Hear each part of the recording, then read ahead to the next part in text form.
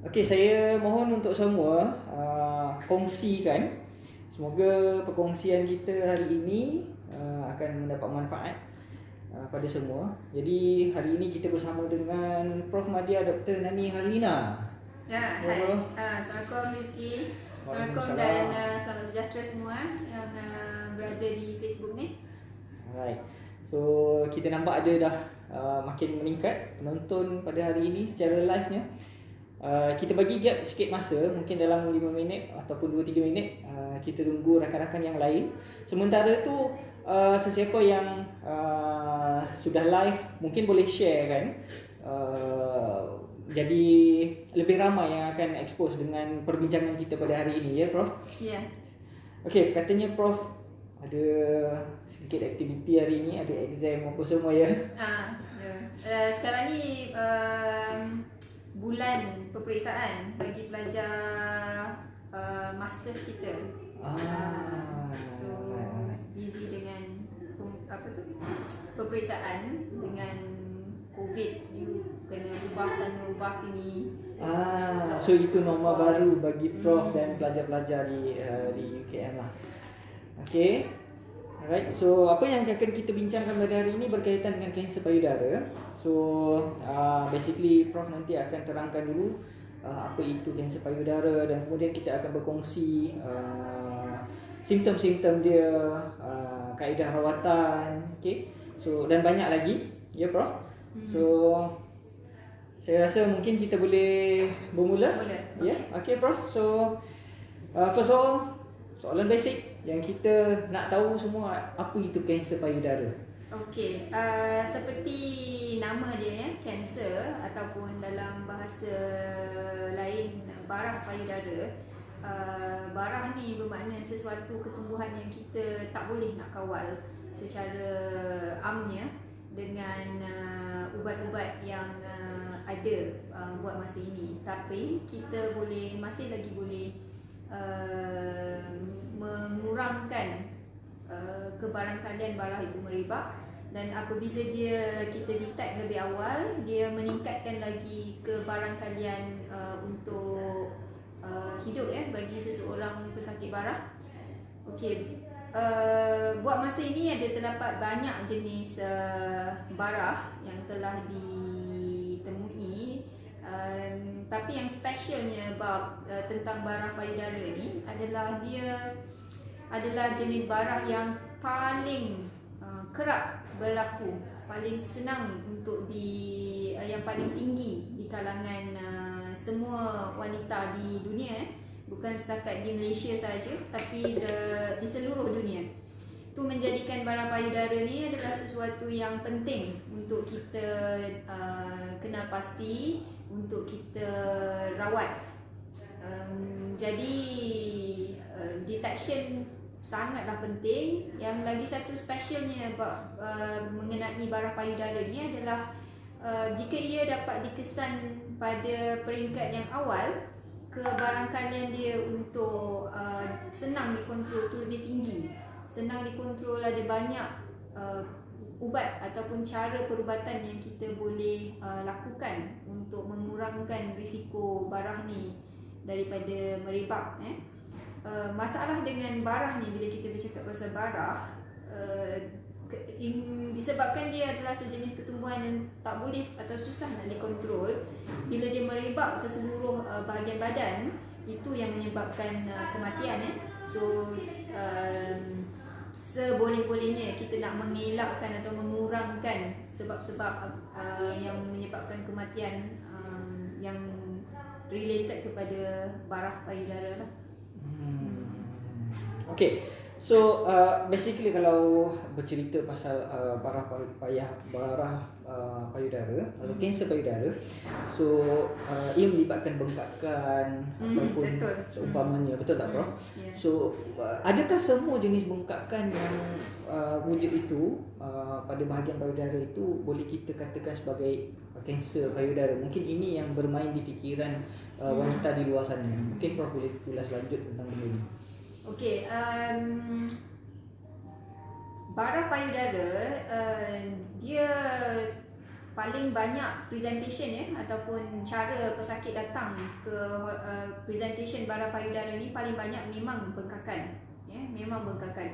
Jadi sebaik-baiknya saya nak sampaikan kepada semua, jika ada bengkakan yang didapati abnormal pada payudara, untuk cepat-cepat mendapatkan nasihat ataupun rawatan daripada hospital. Betul, memang bukan semua bengkakan itu disebabkan oleh barah, betul. Tapi bengkakan adalah cara yang paling common, paling kerap sekali barah in present. Okay? So jangan abaikan bengkakan, walaupun kita tahu bengkakan tu mungkin disebabkan oleh sakit lain seperti jangkitan kuman ya, ataupun bengkakan-bengkakan lain, tetapi dia bukan barah. Dia adalah ketumbuhan yang abnormal, tapi kita panggil dalam bahasa perubatannya kita panggil benign, ataupun ketumbuhan yang tidak membahayakan, ketumbuhan yang boleh membesar dalam jangka yang lambat dan tidak merebak ke bahagian badan yang lain. Terdapat banyak lagi jenis bengkakan di bahagian payudara, tetapi nasihat saya, apa juga jenis bengkakan di bahagian payudara, sila dapatkan bantuan ataupun nasihat daripada pakar perubatan. Cara lain di mana bara payudara ni boleh present ataupun cara dia menunjukkan keadaan dia adalah dengan kadang-kadang jenis bara payudara yang lebih agresif, lebih cepat membesar, dia tidak datang dengan ketumbuhan atau ketulan. Dia datang dengan kemerahan di seluruh payudara dengan cepat. Dia naik seperti jangkitan kuman di seluruh payudara. Itu adalah bagi barah yang agresif ya. Barah payudara ni dia ada banyak jenis.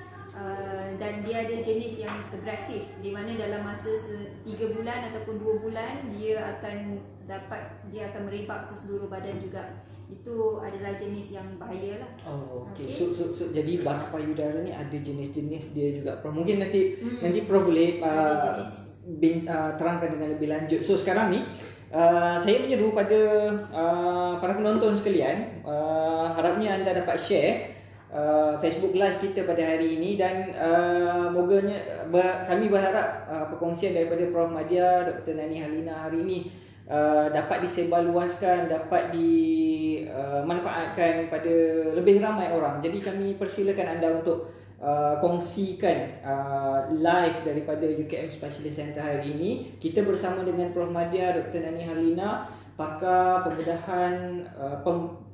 perunding pembedahan payudara dan endokrine UKM Specialist Center. Baik,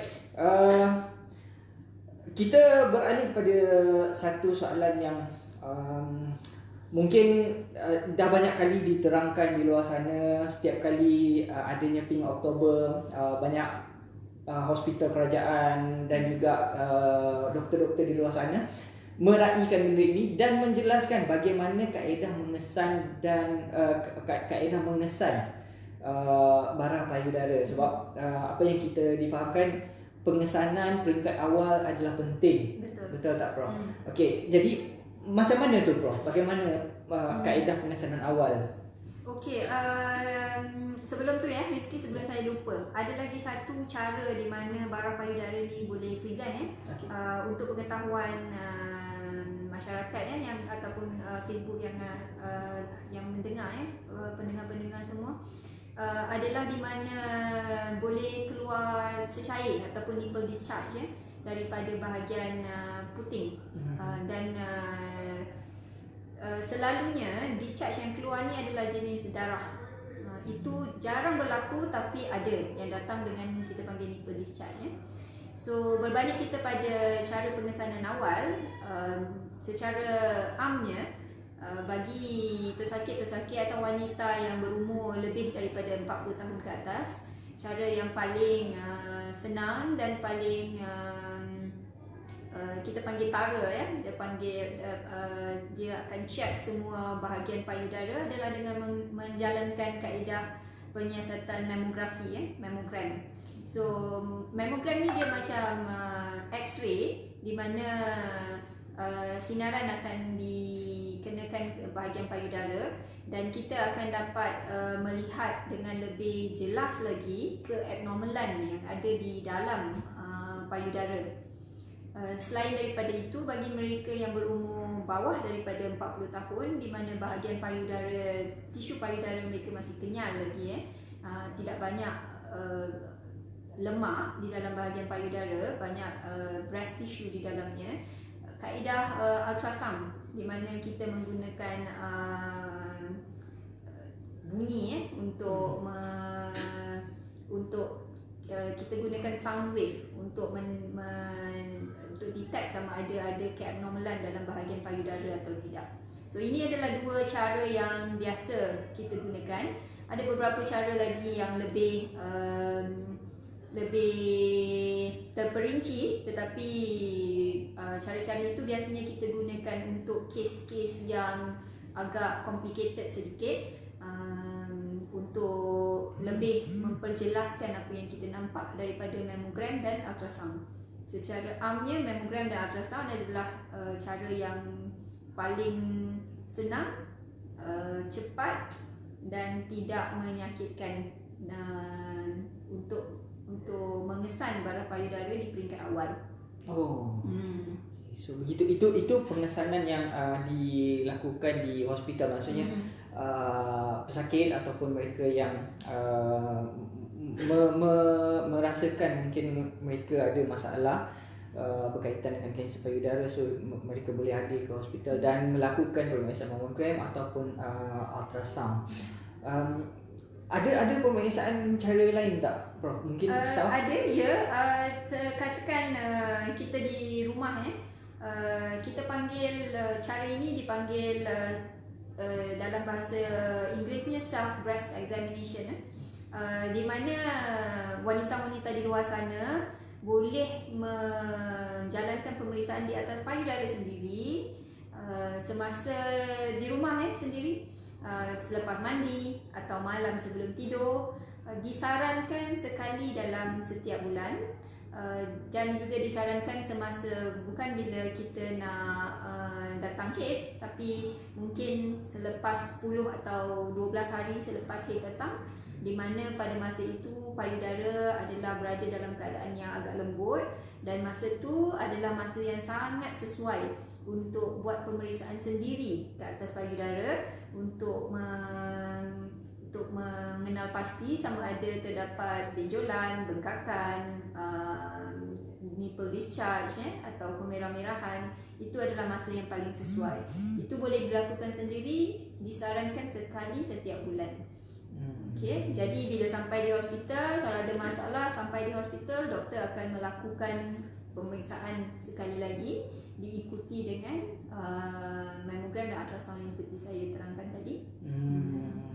Okay, Prof. Alright. So kita alu-alukan soalan-soalan daripada para penonton. Mungkin ada perkara yang ingin ditanyakan terus kepada Prof. Madya Dr. Nani Harlina hari ini, pakar perunding pembedahan payudara dan endokrin kita.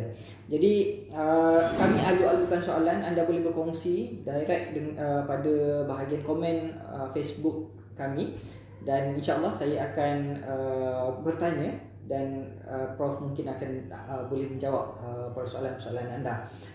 Sekali lagi saya alu-alukan anda juga untuk berkongsi FB Live hari ini. Semoga lebih ramai yang dapat menonton dan dapat manfaat daripada perkongsian hari ini. Baik, soalan seterusnya, Prof. Kita dah bercerita tentang simptom, kita dah bercerita tentang kaedah mengesan, ya.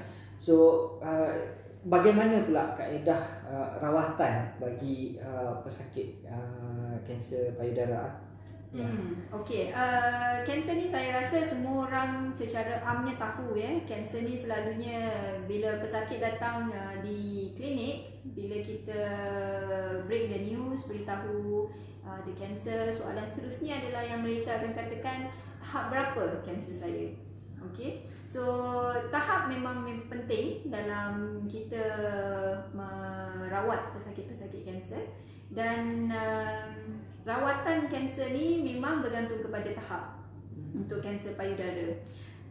Contohnya pada tahap awal, tahap 1 dan tahap 2, pesakit selalunya akan dinasihatkan untuk menjalani pembedahan dahulu. Kerana pada tahap 1 dan 2, kanser itu selalunya saiznya kecil. Saiznya kurang dari 2 cm bagi tahap 1. Maksud Prof, saiz Ya, bengkakan? saiz bengkakan tu dia kecil. Jadi bila saiz bengkakan tu kecil, dapat dikesan dengan pada peringkat awal, kita boleh terus melakukan pembedahan, membuang bengkakan tersebut, dan dapat mengelakkan pembedahan yang lebih besar daripada itu. Dan seterusnya kita juga boleh melakukan pembedahan yang tidak besar juga di bahagian ketiak, kerana pembedahan untuk kanser payudara ni melibatkan bahagian payudara dan bahagian ketiak juga, ya, dua bahagian. Jadi bila dia dapat dikesan pada peringkat awal, pada tahap awal, kedua-dua pembedahan di bahagian payudara dan ketiak tu adalah pembedahan yang mudah, pembedahan yang tidak mendatangkan banyak risiko. Dan seterusnya bergantung kepada jenis kanser dan pembedahan yang kita lakukan. Pesakit selalunya jika di peringkat awal tidak perlu kemoterapi pun, tidak perlu menjalani kemoterapi, tetapi radioterapi selalu kita akan berikan juga jika mereka tidak menjalani pembuangan keseluruhan bahagian payudara. Untuk tahap 3, selalunya tahap ni lebih tinggi sikit daripada biasa, maknanya kanser sel itu telah keluar daripada bahagian payudara, sama ada telah pergi ke bahagian ketiak atau telah pergi ke bahagian luar daripada ketiak. Untuk pesakit-pesakit tahap 3, kita akan sarankan menjalani kemoterapi dahulu, kerana kemoterapi ni akan mengurangkan risiko perebakan rebakan kanser ini ke bahagian-bahagian yang lebih bahaya seperti hati, paru-paru, otak, ya. So jadi kita nak mengelakkan rebakan kanser sel ini, kita akan bagi kemoterapi terlebih dahulu, diikuti dengan pembedahan kemudian. Selalunya lebih kurang 6 bulan selepas itu baru kita akan melakukan pembedahan bagi pesakit-pesakit ini. Tetapi bagi pesakit yang tahap 4, iaitu tahap yang terakhir, di mana bila kita periksa dengan melakukan scan, kita dapati kanser sel telah merebak ke hati atau paru-paru. Selalunya untuk pesakit-pesakit macam ni, kita tidak dapat melakukan pembedahan, ataupun pembedahan tidak akan memberi apa-apa kebaikan kepada pesakit. Selalunya pesakit-pesakit seperti ini akan diberikan rawatan kemoterapi. Rawatan seterusnya adalah bergantung kepada sama ada pesakit tadi respon atau tidak kepada kemoterapi. Jadi pengesanan awal seperti saya tekankan tadi adalah sangat penting, kerana ia pengesanan yang awal dapat memberikan kita banyak jenis ubatan atau banyak jenis kaedah yang masih kita boleh bantu kalau kita bandingkan dengan kanser yang dikesan pada tahap 3 ataupun 4. Ya. Okey, so begitu ya. Betapa pentingnya pengesanan awal. Macam Prof highlightkan lagi sekali tadi ya. Jadi okey, kita ke soalan yang berikutnya. Okey.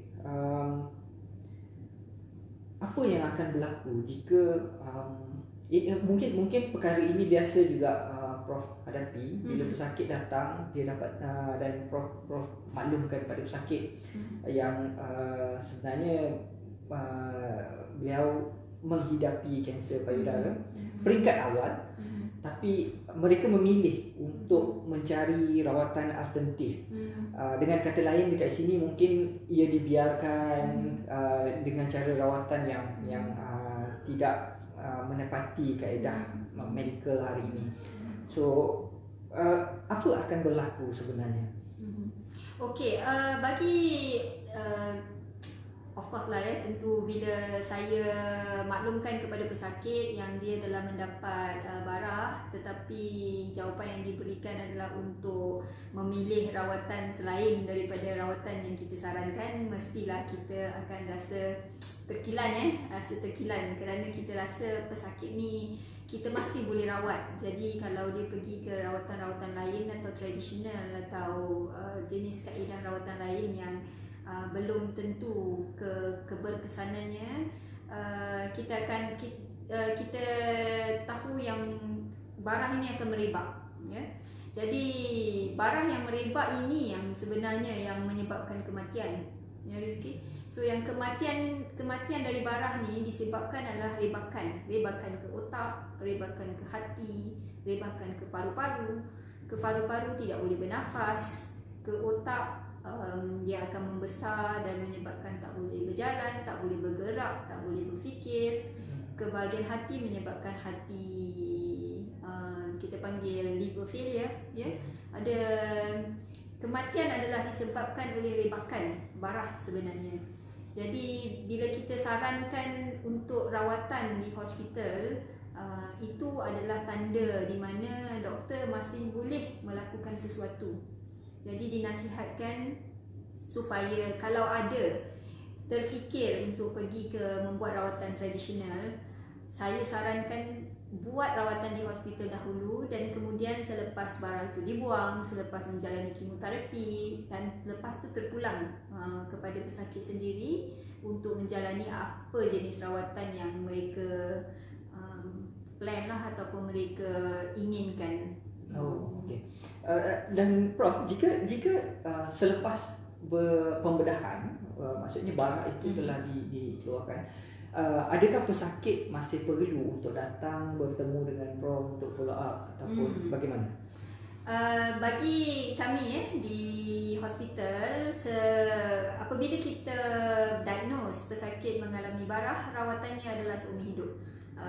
Yang kita akan, maknanya rawatan dari segi visit to the hospital yang kita akan lakukan, dan kita akan buat pemeriksaan fizikal ke atas pesakit itu sendiri, itu adalah selalunya kita lakukan seumur hidup.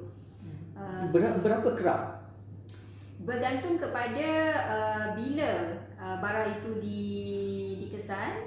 Pada 2 tahun pertama barah itu dikesan, kita akan berjumpa dengan pesakit sekerap 3 bulan sekali.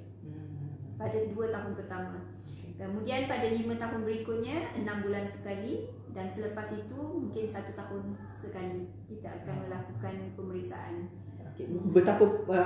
Kenapa perkara ini penting untuk kembali bertemu dengan doktor walaupun selepas pembedahan dilakukan? Kita tahu barah-barah ni semua, bila kita cakap pasal barah, rawatan yang ada pada masa sekarang, kalau untuk kanser pada tahap awal kita boleh cure, tetapi bila tahap yang lebih tinggi daripada itu, kita hanya boleh kawal sahaja. Jadi barah ni dia walaupun nampak di mata kasar mungkin dah tak ada, tapi ada kebarangkalian dia datang semula. Risiko untuk pesakit barah untuk mendapat barah yang kedua adalah tinggi daripada pesakit-pesakit yang tidak pernah mendapat barah. Selain daripada itu, ada rawatan yang kita bagi pun juga meningkatkan kebarangkalian pesakit itu mendapat barah yang jenis lain. Jadi itu adalah antara sebab-sebab kenapa adalah baik kita follow up pesakit-pesakit barah ini seumur hidup, untuk memeriksa sama ada barah itu datang semula atau ada komplikasi lain daripada rawatan yang telah kita berikan, seperti komplikasi daripada kemoterapi, komplikasi daripada radioterapi, ya. Okey Prof, baik, sekali lagi saya seru anda semua, mungkin ada soalan yang ingin bertanya pada Prof hari ini. Sebenarnya anda hari ini bersama dengan Prof Madya, Dr. Nani Harlina, pakar perunding pembedahan payudara dan endokrin daripada UKM Specialist Center. Saya ucapkan terima kasih pada para penonton serta pendengar yang setia bersama kami. kami membawakan topik kanser payudara, kanser tertinggi di kalangan wanita Malaysia bersempena dengan Pink Oktober ataupun hari bulan kesedaran kanser payudara sedunia. Baik Prof, saya rasa kita tertinggal sesuatu tadi. Kita telah membincangkan kaedah rawatan, kaedah menesan, ya, apa itu kanser payudara. Tapi mungkin kita terlepas golongan mana yang sebenarnya berisiko menghadapi kanser payudara. Memandangkan statistik menunjukkan kanser payudara ini bukan hanya di Malaysia ia tertinggi, ia juga malah di dunia ia adalah kanser yang tertinggi di kalangan wanita. Jadi golongan mana yang sebenarnya berisiko untuk menghadapi kanser payudara? Secara amnya semua wanita mempunyai risiko kanser payudara. Tetapi terutama kepada mereka yang mempunyai sejarah keluarga yang mempunyai kanser payudara sendiri atau kanser di bahagian ovary, kerana dalam pesakit-pesakit begini kadang-kadang ada kita panggil genetic mutation, dalam dia punya gene itu sendiri ada mutasi yang telah berlaku yang menyebabkan kebarangkalian pesakit tersebut untuk mendapat barang payudara adalah kadang-kadang 2 atau 3 kali atau kadang-kadang 10 kali lebih tinggi daripada orang lain. Okey, itu adalah genetik dan itu boleh secara kasarnya kita tengok daripada sejarah keluarga. Selain daripada itu, ada juga faktor-faktor lain seperti obesiti, menyebabkan estrogen yang tinggi di dalam badan. Itu adalah salah satu juga risiko kepada barah payudara. Dan apa-apa jenis juga aktiviti atau kegiatan yang dilakukan secara langsung dan tak langsung yang menyebabkan estrogen tinggi di dalam darah, sama ada mengambil pil perancang yang mengandungi estrogen yang tinggi, mengambil hormon replacement therapy selepas menopause yang mempunyai estrogen yang tinggi, ataupun pesakit-pesakit yang tidak mempunyai anak atau mendapat kita panggil period, kita panggil menaki yang awal, itu adalah antara faktor-faktor yang menyebabkan risiko pesakit tersebut mendapat barang payudara tinggi daripada the general population lah. Penyusuan anak adalah salah satu perkara yang sebenarnya kita panggil protektif. Maknanya bila kita menyusukan anak selama 2 tahun atau lebih, itu adalah salah satu faktor yang protect against breast cancer. Untuk pengetahuan umum, maksud Prof, kaedah penyusuan anak selama 2 tahun ini akan merendahkan risiko mendapat barang payudara. Itu sebabnya kita galakkan. Kita sebenarnya doktor-doktor kalau ditanya secara amnya amat menggalakkan penyusuan ibu selama sekurang-kurangnya 2 tahun kalau boleh. Ada banyak benefit untuk kita memberi susu ibu. Menarik, ini mungkin perkara baru perkongsian. Jadi saya alu-alukan untuk anda semua berkongsi hari ini. Kongsikan FB Live hari ini. So mungkin ini adalah satu perkara baru yang anda dapat tahu hari ini, di mana penyusuan anak selama 2 tahun boleh merendahkan risiko kanser payudara bagi ibu-ibu di sana. Baik. Ada satu soalan yang saya terlintas di fikiran tadi, Prof. Berkaitan dengan mereka yang ada risiko tinggi sekiranya ada sejarah keluarga mempunyai kanser payudara atau kanser ovari katanya tadi. Bagaimana pula jika seorang wanita itu ayahnya atau atuknya mempunyai sejarah kanser lain, kanser kolon atau sebagainya. So adakah ini juga menyebabkan mereka lebih berisiko untuk Rizky, sebab kadang-kadang di Malaysia ada pesakit-pesakit kita yang mempunyai sejarah barah payudara, barah jenis lain, tak semestinya payudara, barah kanser kolon ataupun kanser di bahagian lain badan, sama ada kanser darah ke hati, ada kebarangkalian yang kanser-kanser ini adalah disebabkan mutasi di dalam kita punya pesakit itu punya gene. Mutasi kita masih belum dapat detail out lagi jenis-jenis mutasi bagi pesakit-pesakit tersebut, kerana di Malaysia ni genetic screening atau pengesanan genetik yang mutasi ni bukanlah sesuatu yang rutin kita jalankan kerana harganya mahal jadi apa jenis risiko, apa jenis kanser yang saudara mara pesakit tersebut hidapi meletakkan seseorang itu pada kebarangkalian risiko mendapat barang payudara yang tinggi daripada the general population sebenarnya. Okey, baik. Saya masih mengalu-alukan soalan daripada para pendengar, tapi mungkin Prof ada ingin berkongsi sesuatu yang berkaitan dengan kanser payudara?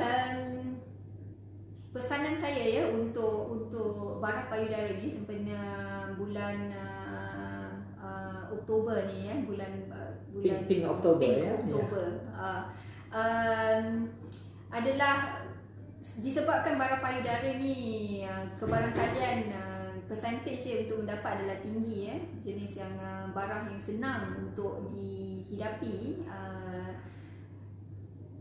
Pengesanan awal dan pembacaan mengenai barah payudara itu adalah penting supaya kita dapat mengesannya dengan lebih awal.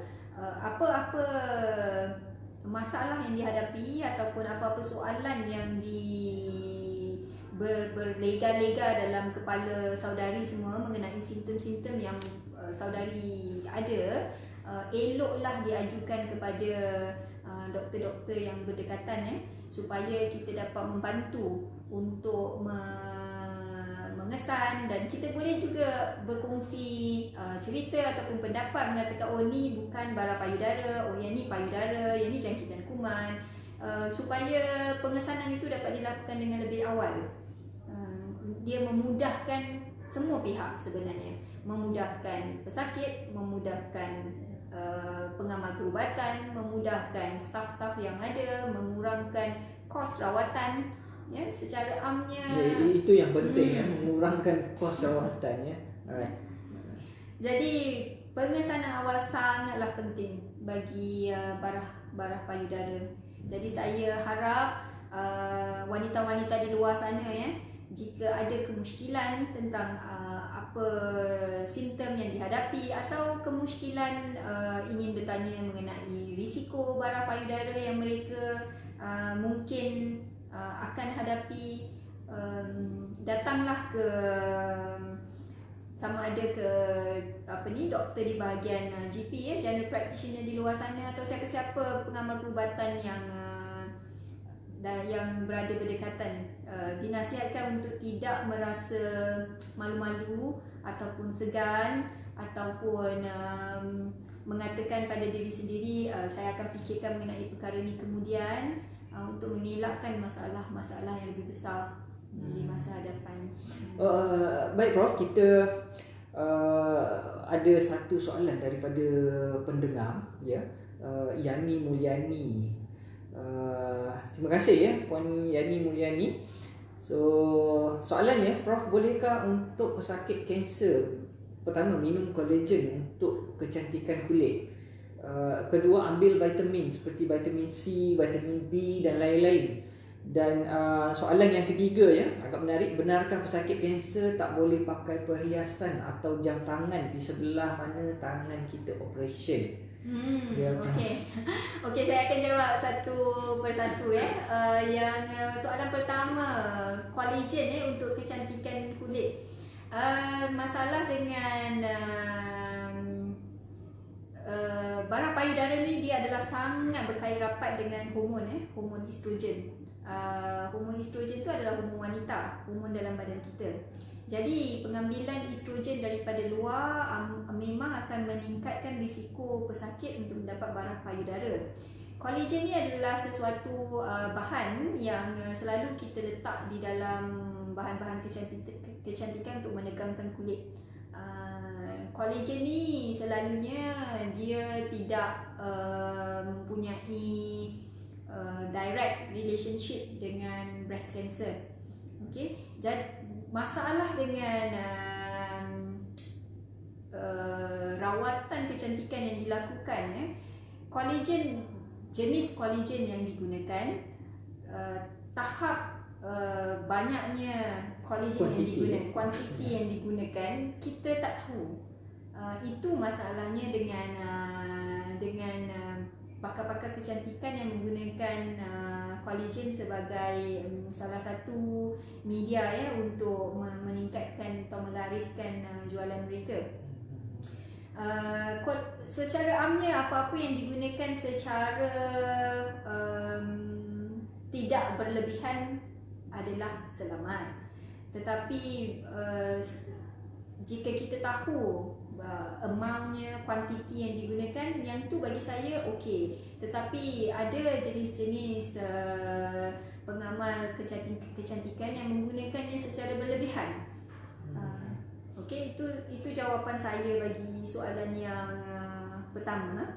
Soalan yang kedua, boleh atau tidak mengambil vitamin C, B? Vitamin C, vitamin secara umumnya seperti vitamin C, vitamin B dan lain-lainnya, adakah ia dibolehkan untuk pesakit kanser? Vitamin yang tidak terdapat di dalam makanan adalah disarankan untuk kita ambil seperti B-kompleks. Tetapi ada beberapa jenis vitamin yang terdapat dengan banyak di dalam makanan, kecuali jika kita rasa kita tak dapat mengambil makanan tersebut. So secara amnya pengambilan vitamin adalah baik, tidak ada kena-mengena dengan barah payudara. Kita boleh mengambil vitamin sebagai suplemen, itu dibenarkan untuk pesakit-pesakit barah. Tak kisah pesakit barah payudara, barah kolon, apa jenis barah pun, pengambilan vitamin adalah digalakkan jika kita pasti yang kita tidak dapat mengambilnya dengan penuh daripada makanan yang kita makan hari-hari. Ya, sebab bila kita ambil suplemen vitamin, kita bukan makan vitamin saja. The coating of pills yang kita ambil tu, kita pun kadang-kadang tak pasti coating tu jenis apa, daripada apa. Semua jenis pills dia ada coating dia.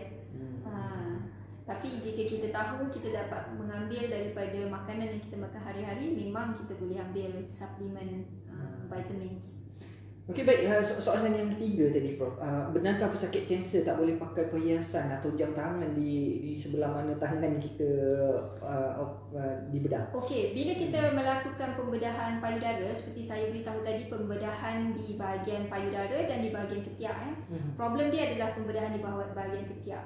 Bila kita melakukan pembedahan di bahagian ketiak, kita akan mengeluarkan atau memotong kelenjar limfa di dalam bahagian ketiak. Kelenjar limfa ni adalah kelenjar yang mengalirkan bahan-bahan selain daripada darah daripada bahagian tangan ke bahagian tengah badan, ke dalam hati, ke dalam jantung.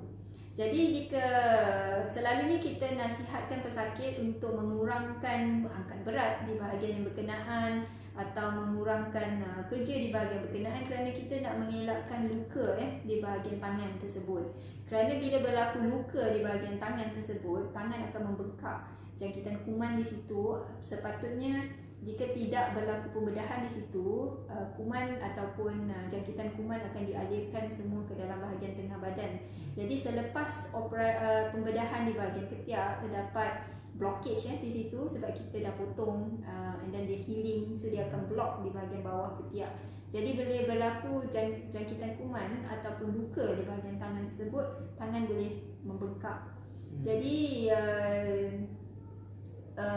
sehubungan dengan itu, ada pesakit-pesakit yang memikirkan bahawa penggunaan barang kemas, benda tu boleh, cuma bila kita letak barang-barang tu di bahagian tangan berkenaan, kita kena pastikan yang risiko luka di bahagian berkenaan melecet, luka adalah kurang di bahagian itu adalah antara sebab kenapa kita tidak menggalakkan meletakkan sesuatu di bahagian tangan tersebut. Ya. Tapi itu sementara saja, Prof. Betul? Itu adalah sepanjang hayat sebenarnya untuk bagi pesakit-pesakit barah payudara yang di mana kita terpaksa melakukan pembedahan yang agak besar sedikit di bahagian ketiak. Pada masa sekarang pembedahan di bahagian ketiak bagi pesakit-pesakit barah payudara yang dikesan tahap 1 dan 2, pembedahan di bahagian ketiak adalah pembedahan yang kita panggil sentinel lymph nodes. Pembedahan itu adalah pembedahan yang kecil. Jadi dengan pembedahan yang kecil ini kita dapat mengelakkan risiko bengkakan tangan sangat rendah daripada dulunya. Kalau pembedahan yang besar tu sebanyak 30% risiko pembengkakan tangan, kita dapat mengurangkan kepada mungkin 1 ke 3% saja. Jadi dengan adanya pembedahan jenis baru ini ataupun pembedahan ini dilakukan bagi pesakit-pesakit tahap 1 atau tahap 2, risiko bengkakan tangan tu adalah kurang. Jadi saudari tak perlu risau lagi yang tak boleh pakai gelang tangan ataupun tak boleh pakai jam di sebelah situ. Mungkin bila melakukan pembedahan yang kecil ni, semua tu boleh dilakukan. Okay. So ada berita baik untuk anda yang telah diterangkan oleh Prof Nani sebentar tadi. Baik, saya kira kita dah menghampiri ke penghujung sesi kita pada hari ini. Mungkin Prof ada nasihat-nasihat terakhir untuk wanita di luar sana sempena sambutan Pink Oktober ini. Seperti yang saya beritahu tadi, pengesanan awal dapat menyelamatkan nyawa, itu nombor 1 dan mesti sentiasa ingatlah. Kedua, jangan terlalu bukannya saya nak memburuk-burukkan rawatan-rawatan tradisional, tetapi bagi saya dapatkan rawatan di hospital terlebih dahulu dan kemudian jika inginkan sangat rawatan tradisional, lakukan kemudian selepas itu. Kami para pengamal perubatan memang tidak dapat menolak ada beberapa pesakit yang ingin mendapatkan rawatan tradisional, tetapi saya nasihatkan dengar dulu apa rawatan yang kita sarankan daripada hospital dan kemudian lakukan apa yang kita sarankan dahulu sebelum berfikir untuk melakukan rawatan-rawatan tradisional tersebut. Baik, itulah kami ucapkan terima kasih kepada semua yang telah menonton dan bersama kami pada hari ini, bersama UKM Specialist Center, bersama Prof Madya Dr. Nani Harlina, pakar perunding pembedahan payudara dan endokrine daripada UKM Specialist Center. Terima kasih kepada anda semua yang telah berkongsi live kita hari ini. Dan suka saya ingatkan, minggu depan kami akan bawa seorang lagi pakar pembedahan kami yang berkaitan juga dengan kanser payudara untuk membincangkan satu topik yang agak menarik juga pada hari yang sama. Cuma masanya diawalkan sedikit, mungkin pukul 3.30 kita dah boleh bermula. Dan terima kasih Prof. Terima kasih Rizky. Terima kasih kepada semua yang mendengar dan menonton. Okey, terima kasih. Assalamualaikum warahmatullahi wabarakatuh.